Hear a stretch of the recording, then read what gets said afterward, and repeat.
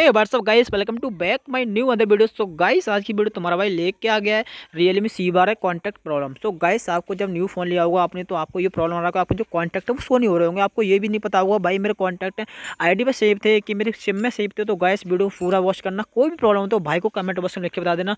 और इस वीडियो में आपको 3 तरीके बताऊंगा, आपको तीनों तरीके वॉच करने हैं। जिस तरीके से आपके कॉन्टैक्ट शो हो जाए आपको वीडियो छोड़ के चले जाना, मुझे कोई प्रॉब्लम नहीं है। बट गाइस, अगर आपके फ़ोन में कॉन्टैक्ट शो हो जाते हैं तब भी मुझे कमेंट बॉक्स में लिख के बताना है। और गाइस, अगर कॉन्टैक्ट शो नहीं होते हैं तब भी मुझे कमेंट बॉक्स में लिख के बताना। अगर गाइस आप गाली दोगे तो कोई बात नहीं, अगर आप अपना प्रॉब्लम लिखोगे भाई मुझे ये प्रॉब्लम आ रहा है तो मैं उसका रिप्लाई दे दूंगा। गाली दोगे तो भाई मैं कोई रिप्लाई देने वाला नहीं हूँ। सो गाइस, सबसे पहले क्या करना है, आपको जाना है सेटिंग में जाने के बाद जस्ट यहाँ पे लिखना है आपको कॉन्टैक्ट।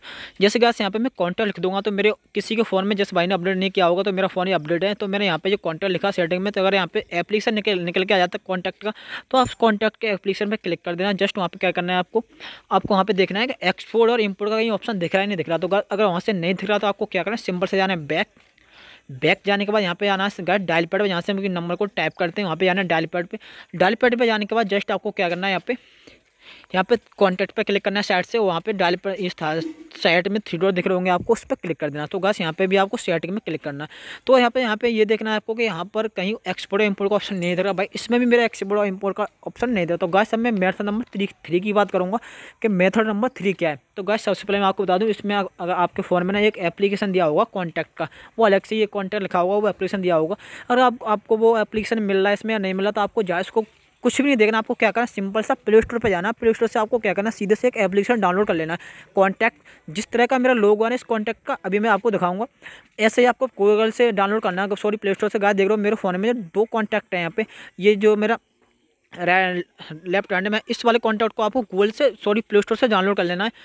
मैं आपको फिर बता रहा हूँ, अगर आपके फ़ोन में कॉन्टैक्ट दिया हुआ वहाँ से आपका फॉलो नहीं होगा तो आपको प्ले स्टोर से कॉन्टैक्ट का एप्लीकेशन डाउनलोड करना पड़ेगा, जो मैंने किया है। गूगल LLC यानी गूगल का ही ये सॉफ्टवेयर है। तो गाइस, यहाँ पे इस तरह का मेरे सारे के सारे कॉन्टैक्ट शो हो जाएंगे इसमें।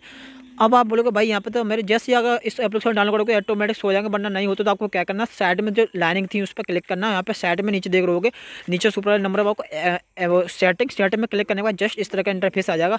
अब बस यहाँ पे देख सकते हो एक्सपोर्ट और इम्पोर्ट का ऑप्शन यहाँ पे डायरेक्टली आपको दिखने लग गया है।